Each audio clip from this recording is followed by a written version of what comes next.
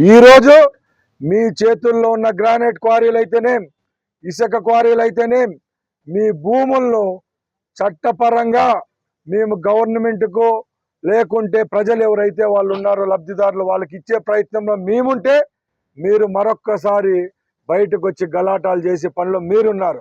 అందుకు మేము హితబోధ ఒకటే చేస్తున్నాం. ఇలాంటి దాడులు చేస్తే తప్పకుండా రాబోయే కాలంలో ప్రతి దాడులు తప్పకుండా ఉంటాయి. మేము మా నాయకుడు ఇచ్చిన లక్ష్యం, ఆయన చెప్పిన మాటలతోనే శాంతియుతంగా ఉన్నాం. ఈరోజు పుంగనూరు ఘటనలో కూడా ఒకసారి ఆలోచించండి. తెలుగుదేశం పార్టీ కార్యకర్తలకు దెబ్బలు తగిలినాయి. ఈరోజు వాళ్ళంతా స్విమ్స్ హాస్పిటల్లో, కొందరు పుంగనూరు హాస్పిటల్లో ఉన్నారు. మేము అక్కడికి పోయేదానికి కూడా ఒక మంత్రిగా మా నాయకులు ఒకటే చెప్పారు, వాళ్ళు చేసిన పనులు మనం చేయకూడదు, ఏదన్నా ఉంటే న్యాయపరంగా చట్టపరంగా పోలీసులు చూసుకుంటారని చెప్పడంతోనే మేము ఈరోజు పుంగనూరుకు పోలేదు. ప్రజలు మీరు కూడా గమనించండి.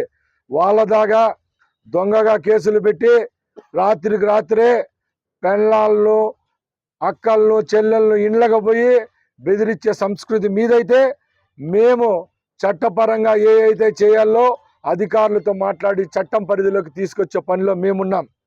మేము ఇంకా ఒకటే చెప్తున్నా, రేపు రాబోయే కాలంలో కూడా వాళ్ళు సంపాదించిన ఆస్తులైతేనేం, భూములైతేనేం, క్వారీలైతేనేం వాళ్లకు దక్కకుండా పోతాయనే బాధలోనే ఇలాంటి దాడులు చేస్తారే తప్పక వాళ్ళకు ప్రజల మీద అయితే ఏ విధమైన ప్రేమ లేదని మరొక్కసారి మీకు చెప్తున్నా. ఎందుకంటే నిజంగా నిజాయితీగా మీకు ప్రజల పక్షాన మీరుంటే ఆ రోజు ఈ ప్రేమ ఎక్కడికి పోయింది? పాలు పిండుకొని రైతు బయటకు వస్తే పాలు డైరీలు మిగతా ఫారిన్ దేశాల నుంచి వచ్చి ఇక్కడ డైరీలు పెట్టిన వాళ్ళు కూడా ఒక రేటు ఇచ్చుకుంటే, ఇదే ప్రాంతంలో పుట్టి ఇదే గడ్డ పైన ఓటు వేసిన ప్రజలకు మీరు వారికంటే 10 రూపాయలు తక్కువ ఇచ్చి పాలు కొనిన దరిద్రమైన నీతి జాతి లేని బతుకులు మీవి. అంతే.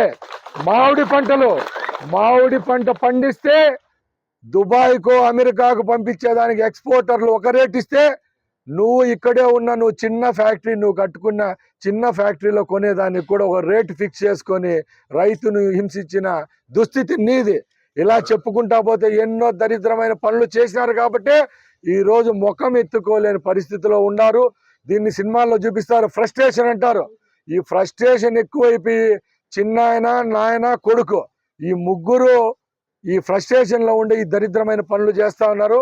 ఇలాంటి చర్యలకు భయపడే ప్రసక్తే లేదు. పుంగనూరులో డైనమిక్ లీడర్ ఇన్ఛార్జ్ మనకున్నాడు. మంత్రిగా నేనున్నా, మంత్రిగా మేమున్నా. రాబోయే కాలంలో ఈ ప్రాంతాన్ని అభివృద్ధి చేసే విధంగా ప్రయత్నం చేస్తామే తప్పక ఎక్కడ కక్షలు కార్పణ్యాలకు చోటు లేదని మీ అందరి ముందు తెలియజేసుకుంటూ మరొక్కసారి హితబోధ చేస్తున్నాం. ఇలాంటి దాడులు చేస్తే ప్రతి దాడులు తప్పకుండా ఉంటాయి.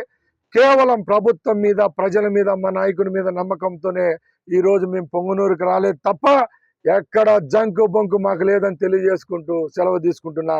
జై హింద్, జై తెలుగుదేశం, జై చంద్రబాబు.